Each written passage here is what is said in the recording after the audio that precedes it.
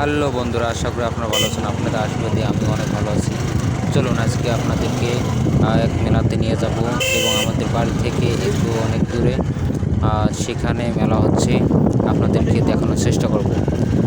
আমি এবং আমার দাদা, আমার ভাস্তা চারজন মিলে আমরা মেলার দিকে রওনা দিচ্ছি। আপনারা আমার পাশে থাকুন, আপনাদেরকে মেলা দেখানোর চেষ্টা করতেছি। এবং এই মেলাতে আগে কিন্তু প্রচুর পরিমাণ লোক ছিল আর লোক হচ্ছিল, কিন্তু এখন দেশের পরিস্থিতির কারণে এই মেলাতে বেশি লোক হয় না।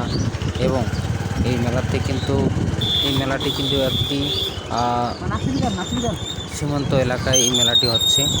এবং বর্ডার এবং ইন্ডিয়া এবং বাংলাদেশের এখানে আত্মীয় স্বজনরা আগে আসতো, দেখা সাক্ষাৎ করতো এবং তাদের লেনাদেনা হতো। এবং ওরা ইন্ডিয়ার লোকরা তাদের পরিবার পরিস্বজন নিয়ে তারা এখানে অনেক কিছু নিয়ে আসতো তাদের আত্মীয় স্বজনকে দেওয়ার জন্য।